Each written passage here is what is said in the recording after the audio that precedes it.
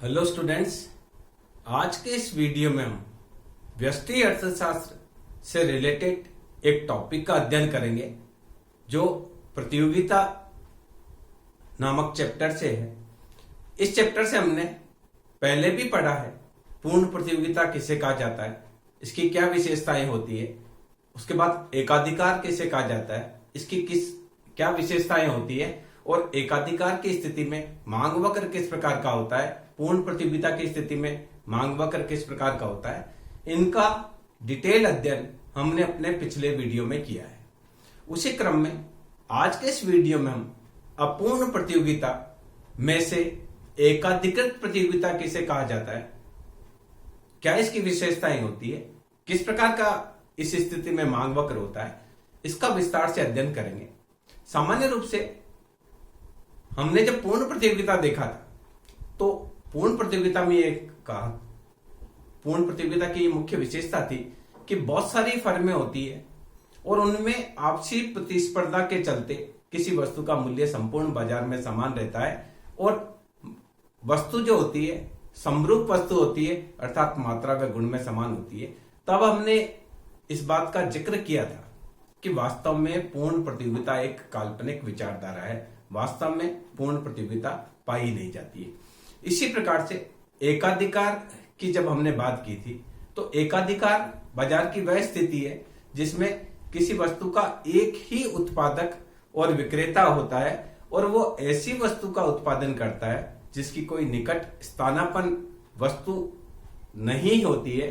व्यवहार में देखा जाए तो इस प्रकार की कोई वस्तु होती ही नहीं है जिसका कोई निकट स्थानापन्न न हो। हर वस्तु का कोई न कोई स्थानापन्न आवश्यक रूप से होता है। तो देखा जाए तो एकाधिकार भी एक सैद्धांतिक विचार है और पूर्ण प्रतियोगिता भी एक सैद्धांतिक विचार है। वास्तव में बाजार में न तो पूर्ण प्रतियोगिता पाई जाती है न ही एकाधिकार पाया जाता है, वरन इससे कुछ अलग स्थिति होती है जिसे श्रीमती जॉन रॉबिन्सन ने अपनी पुस्तक लिखी, उन्होंने प्रतियोगिता का अर्थशास्त्र, उसमें इन्होंने इसे अपूर्ण प्रतियोगिता की संज्ञा दी। इसी प्रकार से प्रोफेसर E.S. चैम्बरलिन है, इन्होंने भी एक किताब लिखी एकाधिकारात्मक प्रतियोगिता का सिद्धांत। इन दोनों किताबों में इन अर्थशास्त्रियों का यह मानना था कि अर्थव्यवस्था में वास्तव में न तो पूर्ण प्रतियोगिता पाई जाती है न ही एकाधिकार की स्थिति पाई जाती है, वरन इससे कुछ अलग स्थिति होती है जिसे अपूर्ण प्रतियोगिता की संज्ञा दी जा सकती है।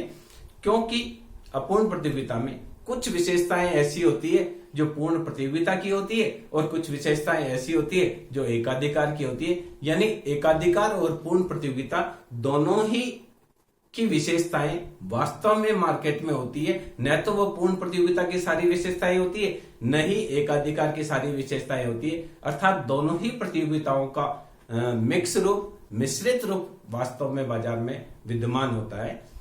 इसके बारे में इसलिए इन्होंने इसे एकाधिकृत या अपूर्ण प्रतियोगिता की संज्ञा दी।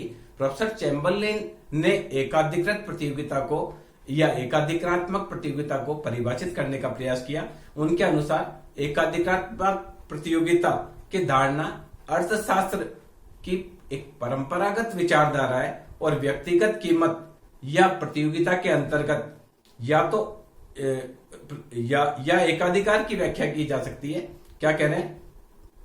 ये कह रहे हैं कि एकाधिकारात्मक प्रतियोगिता की धारणा एक परंपरागत विचारधारा है और व्यक्तिगत कीमतों में या तो प्रतियोगिता के अंतर्गत या एकाधिकार के अंतर्गत व्याख्या की जा सकती है। परंतु मेरा ये मानना है कि अधिकांश आर्थिक अवस्थाएं प्रतियोगिता और एकाधिकार का मिश्रण होती है। यानी रियलिटी में न तो प्रतियोगिता पाई जाती है न ही एकाधिकार पाया जाता है। तो यहां देखिए, इस परिभाषा से स्पष्ट है कि वास्तव में अगर हम बाजार की स्थिति देखें तो न तो पूर्ण प्रतियोगिता पाई जाती है न ही एकाधिकार की स्थिति होती है, वरन इससे कुछ उलट स्थिति होती है जिसे अर्थशास्त्रियों ने एकाधिकारात्मक प्रतियोगिता यानी मोनोपोलिस्टिक कंपटीशन की संज्ञा दी।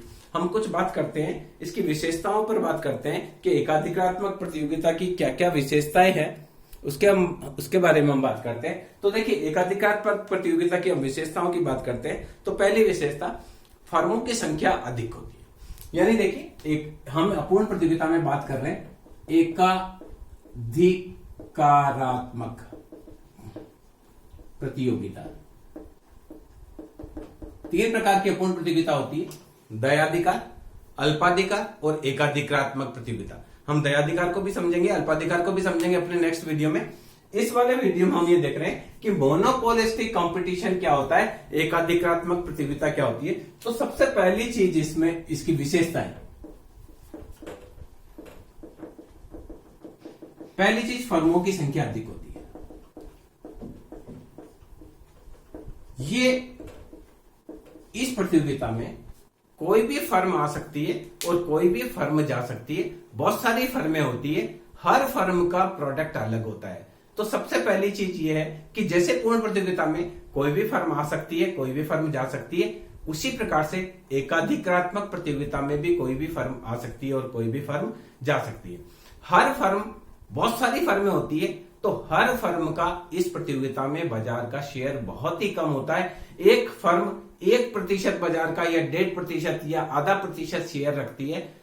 इस कारण से वो फर्म बाजार में कीमत को प्रभावित करने की स्थिति में नहीं होती है, क्योंकि हर फर्म का एक बहुत छोटा भाग बाजार का होता है। आप देखिए, साबुन लेने जाएंगे तो आपको, नहाने का साबुन लेने जाएंगे तो 2-3 हजार तरह के आपको साबुन मिलते हैं। लक्स मिलता है, रेक्सोना मिलता है, डव मिलता है, ओएसिस मिलता है, लिरिल मिलता है, लाइबॉय मिलता है, इसके अलावा नंबर 1 साबुन मिलता है, गोदरेज साबुन मिलता है। बहुत सारे साबुन, अनलिमिटेड साबुन मार्केट में है।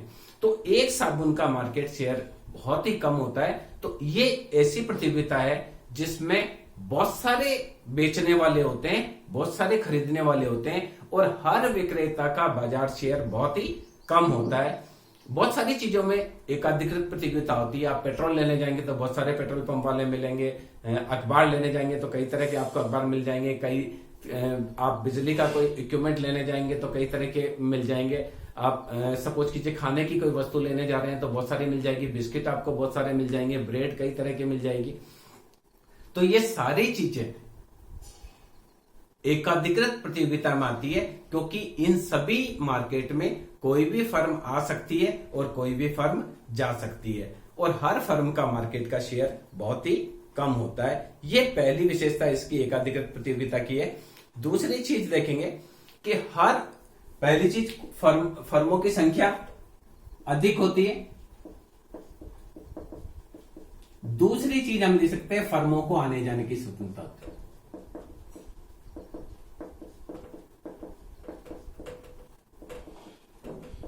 कोई भी फर्म आ सकती है, कोई भी फर्म जा सकती है। इसमें बाजार में किसी भी फर्म के प्रवेश पर और निष्कासन पे किसी भी प्रकार का अवरोध नहीं होता है। कोई भी फर्म इसमें एंटर कर सकती है, अपना प्रोडक्ट कर सकती है, बेच सकती है और कोई भी फर्म को लग रहा है कि इस बिजनेस में हमको फायदा नहीं है तो वो छोड़कर जा सकती है। तो वहां फर्मों को आने जाने की स्वतंत्रता है। दूसरी जो महत्वपूर्ण विशेषता है, तीसरी, वस्तु विभेद। इसमें हर फर्म का प्रोडक्ट अलग अलग होता है। आप साबुन लेने जाएंगे तो हर फर्म का साबुन अलग होता है। कोई ब्रांड के रूप में अलग होता है, कोई पैकिंग के रूप में अलग होता है, कोई डिजाइन के रूप में अलग होता है, कुछ खुशबू के रूप में अलग होता है, कुछ रंग के रूप में अलग होता है। किसी का रंग आएगा तो क्रीम कलर का आएगा, किसी का पिंक कलर का आएगा, किसी का ग्रीन कलर आएगा, किसी का ब्लू कलर आएगा, किसी का डार्क रेड आएगा, किसी का व्हाइट कलर आएगा। इसी प्रकार से पैकिंग में अलग अलग हो जाता है। किसी की पैकिंग है वो 4 की एक साथ पैकिंग होगी, किसी की सिंगल पैकिंग होगी। इसके अलावा जो साबुन है वो अलग अलग एंटीसेप्टिक के रूप में आ सकता है। कोई नीम का साबुन दे रहा है, कोई चंदन का दे रहा है, कोई हल्दी का दे रहा है, कोई मोगरा का दे रहा है। यानी हर फर्म का प्रोडक्ट अलग होता है। वो आर्टिफिशियल भी अंतर हो सकते हैं और वास्तविक अंतर भी हो सकते हैं। कुछ साबुन इस प्रकार के होते हैं जो ये बताते हैं कि हम स्मार्टनेस को बढ़ाते हैं, कुछ ये कहते हैं कि हम फ्रेशनेस को अधिक करते हैं। तो अलग अलग साबुन का अलग अलग हो सकता है।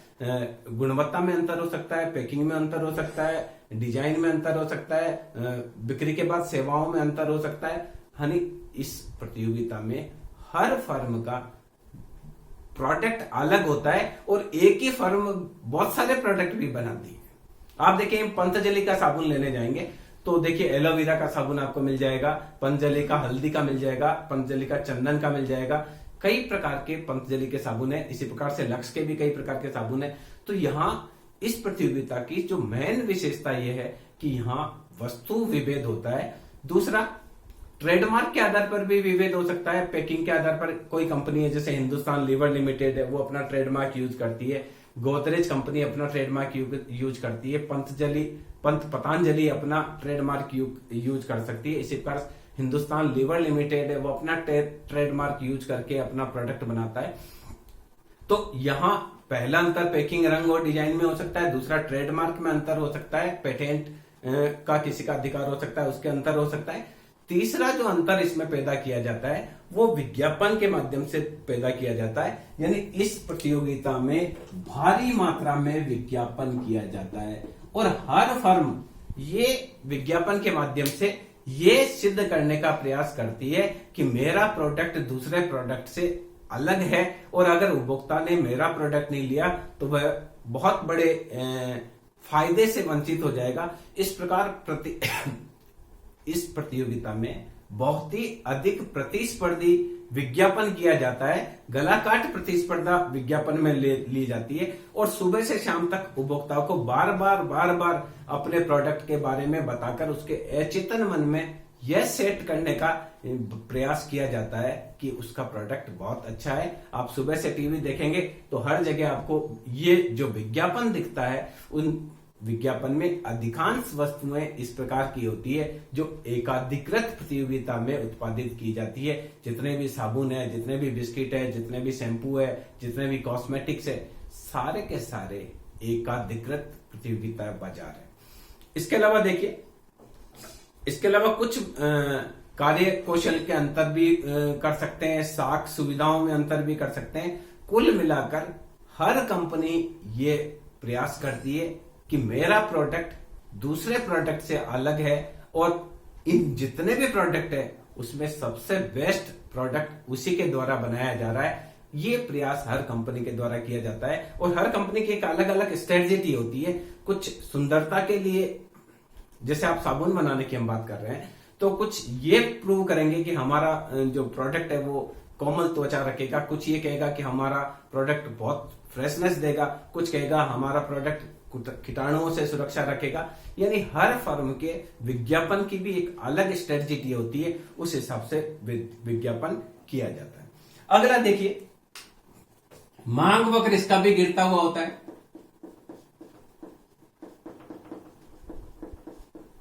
इस प्रतियोगिता में भी अगर एक फर्म को प्रोडक्ट ज्यादा बेचना है तो उसको रेट कम करनी पड़ती है।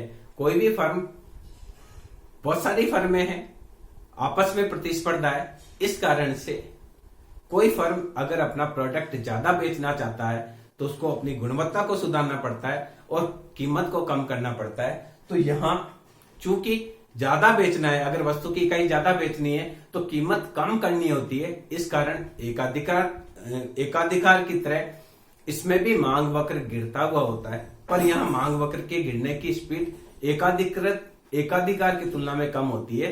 कहने का तात्पर्य है कि पूर्ण प्रतियोगिता की तरह यहाँ मांग वक्र सीधी रेखा नहीं होकर गिरती हुई रेखा होती है मांग वक्र। इसके अलावा हमने पहले भी चर्चा करी कि इस प्रतियोगिता में कोई भी फर्म प्रवेश कर सकती है और कोई भी फर्म छोड़कर जा सकती है। यदि अल्पकाल में इस प्रतियोगिता में फर्मों को लाभ हो रहा है तो कुछ फर्में और आ जाएगी उत्पादन करने के लिए। मान लीजिए बिस्किट बनाने में बहुत अधिक लाभ हो रहा है तो कुछ फर्में और आ जाएगी जो बिस्किट बनाना चालू कर देगी, तो वस्तु की पूर्ति बढ़ेगी, पूर्ति बढ़ने से कीमत घटेगी, तो जो अतिरिक्त लाभ है वो लाभ सामान्य लाभ में हो जाएगा। यदि अल्पकाल में हानि हो रही है तो कुछ फर्में तो हानि सहन करेगी, कुछ फर्में हानि को देखकर छोड़कर चली जाएगी। जब कुछ फर्में छोड़कर चली जाएगी तो वस्तु का उत्पादन घटेगा, उत्पादन घटने से वस्तु की कीमत बढ़ेगी और जो हानि है वो सामान्य लाभ में कन्वर्ट हो जाएगी। इस प्रकार से इस प्रतियोगिता में दीर्घकाल में सामान्य लाभ की प्राप्ति होती है।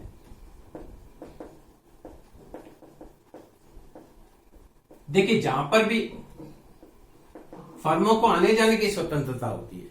जिस भी प्रतियोगिता में कोई भी फर्म आ सकती है और कोई भी फर्म जा सकती है, उस सारी की सारी प्रतियोगिता में फर्मों को सामान्य लाभ की प्राप्ति होती है। क्योंकि अगर अल्पकाल में अतिरिक्त लाभ होता है तो नई फर्में प्रवेश कर जाती है, और अल्पकाल में हानि होती है तो कुछ फर्में छोड़कर चली जाती है। तो जहां पर भी आप देखें कि फर्मों को आने जाने की स्वतंत्रता है, वहां आप बिल्कुल लिख सकते हैं कि दीर्घकाल में सामान्य लाभ की प्राप्ति होती है। इसके अलावा देखिए, इसमें कई फर्में होती है, उनको समूह की संज्ञा दी जाती है। या उद्योग शब्द काम में नहीं लिया जाता है, क्योंकि उद्योग पूर्ण प्रतियोगिता में होता है। उद्योग शब्द तब काम में लिया जाता है जब वस्तु की मात्रा व गुण सबका समान हो। जैसे आप सीमेंट उद्योग कहते हैं, तो हर कंपनी के द्वारा सीमेंट जो बनाया जाता है वो पैकेट खोलने के बाद एकदम समान लगता है, इसमें कोई भी अंतर नहीं लगता है। पर यहां एकाधिकृत प्रतियोगिता में जो वस्तु बनाई जाती है, हर कंपनी का प्रोडक्ट अलग होता है। पैकिंग में अलग हो सकता है, रंग में अलग हो सकता है, डिजाइन में अलग हो सकता है, खुशबू में अलग हो सकता है। किसी न किसी प्रकार से कृत्रिम विभेद सभी प्रोडक्ट का होता है। इस कारण से यहां हम साबुन उद्योग नहीं कहेंगे, हम ये कह सकते हैं कि फर्मों का एक समूह होता है, यानी उद्योग के स्थान पर यहाँ समूह का प्रयोग किया जाता है। यानी एकाधिकृत प्रतियोगिता ऐसी होती है जिसमें वस्तुएं समरूप तो होती है परंतु पूर्ण स्थानापन्न नहीं होती है। अर्थात किसी को लक्स साबुन से ही नहाना है तो वो लक्स से ही नहाएगा, उसकी जगह वो विजिल काम में नहीं लेगा, या हमाम काम में नहीं लेगा, या रेक्सोना काम में नहीं लेगा। इसके अलावा विक्रय लागत में भी विभिन्नता होती है। कुछ फर्में ऐसी होती है जो भारी मात्रा में विज्ञापन पर व्यय करती है, जबकि कुछ फर्में ऐसी होती है जो इतना विज्ञापन नहीं करती है। तो ये विक्रय लागत में भी अंतर इनमें होता है। कुछ फर्में ऐसी होती है जो बाजार में बड़ी फर्में होती है, उनकी लागत कम आती है, तो भारी मात्रा में विज्ञापन पर व्यय कर यह प्रयास करती है कि उपभोक्ता के मन में यह बात बिठाई जाए कि हमारा प्रोडक्ट दूसरे प्रोडक्ट से ज्यादा अच्छा है, ज्यादा अच्छी क्वालिटी का है। तो ये प्रतियोगिता में इसमें दीर्घकाल में सामान्य लाभ प्राप्त होता है, विज्ञापन होती है, फर्मों को आने जाने की स्वतंत्रता होती है, बहुत सारे क्रेता होते हैं और बहुत सारे विक्रेता होते हैं। तो इन आधार पर हम कह सकते हैं कि इस स्थिति में एकाधिकृत प्रतियोगिता में दोनों ही तरह की स्थितियां हैं। इसमें पूर्ण प्रतियोगिता की तरह भी है, पूर्ण प्रतियोगिता की भी कुछ विशेषताएं हैं, जैसे फर्मों को आने जाने की स्वतंत्रता है। तो एकाधिकार की भी विशेषताएं हैं कि हर फर्म का प्रोडक्ट एकाधिकारी है, क्योंकि अगर किसी को लक्स साबुन से ही नहाना है तो लक्स साबुन का कुछ भी रेट करे उसको वो खरीदनी है। इस दृष्टि से लक्स उसके लिए एकाधिकारी के रूप में व्यवहार करता है। तो यहां देखते हैं कि एकाधिकृत ये मोनोपोलिस्टिक कंपटीशन, एकाधिकात्मक प्रतियोगिता में फर्म का मांग वक्र किस प्रकार का होता है, इसके बारे में हम स्टडी करते हैं। तो देखिए, क्वांटिटी 1 2 3 4 5 6, ज्यादा वस्तु बेचनी है तो प्राइस को कम करना पड़ेगा। पहले 10 रुपए तो 9 रुपए 50 पैसे, 9 रुपए 8 रुपए 50 पैसे, 8 रुपए 7 रुपए 50 पैसे। तो टोटल रेवेन्यू बराबर होता है प्राइस गुना क्वांटिटी। तो यहां 10, 19, 27, 34, 40, 45। अब मार्जिनल रेवेन्यू बराबर होता है चेंज इन टोटल रेवेन्यू बटे चेंज इन क्वांटिटी। तो मार्जिनल रेवेन्यू निकालने के लिए करेंगे 10, 19 में से 10 निकालेंगे, 9, 27 में से 19 निकालेंगे, 8, 34 में से 27 निकालेंगे, 7, फिर 6 और फिर 5। और एवरेज रेवेन्यू या कीमत वही होती है, टोटल रेवेन्यू में क्वांटिटी का भाग देंगे। तो यहां क्या करेंगे, 10 divided by 1 10, 19 divided by 2 9 rupees 50 पैसा, 27 divided by 3 9 rupees, 34 divided by 4 that is 8 rupees 50 पैसा, देन 8 रुपीज, देन 7 रुपीज 50 पैसा। तो अपूर्ण प्रतियोगिता की स्थिति में जो मांग वक्र होगा वो इस प्रकार से एवरेज रेवेन्यू थोड़ा धीरे गिरेगा और मार्जिनल रेवेन्यू थोड़ा सा तेज गिरेगा। या मांग की लोच इकाई से अधिक होती है और सीमांत आगम उसी प्रकार से इसमें भी शून्य हो जाता है और आगे जाकर ये इसको टच करेगा। तो यहां हमने ये बात करी कि एकाधिकृत प्रतियोगिता किसे कहा जाता है, एकाधिकृत प्रतियोगिता की क्या क्या विशेषताएं हैं, और एकाधिकृत प्रतियोगिता में मांग वक्र किस प्रकार का होता है। तो इस प्रतियोगिता में मांग वक्र नीचे की ओर गिरता हुआ होता है, अर्थात एक उत्पादक को अपनी वस्तु ज्यादा बेचनी है तो उसको कीमत कम करनी पड़ती है। ये अपूर्ण प्रतियोगिता की हमने पहली स्थिति की बात करी, जिसमें पूर्ण प्रतियोगिता और एकाधिकार दोनों की स्थिति होती है। अगर हम व्यवहार में मार्केट में देखें तो बहुत सारी चीजें ऐसी है जिसमें अपूर्ण प्रतियोगिता ही वास्तव में विद्यमान होती है। जितने भी हम प्रोडक्ट देखते हैं, कुछ प्रोडक्ट ऐसे हैं जिसमें दूसरी कंपटीशन लगती है, बाकी अधिकांश से अपूर्ण प्रतियोगिता ही लगती है। तो मैं समझता हूं इस वीडियो के माध्यम से आप समझ पाए होंगे कि अपूर्ण प्रतियोगिता किसे कहा जाता है, इसकी क्या क्या विशेषताएं होती है, और अपूर्ण प्रतियोगिता में मांग वक्र किस प्रकार का होता है। आप इस वीडियो को 2 बार देखें, तब आपको अच्छे से समझ में आ जाएगा। Thank you.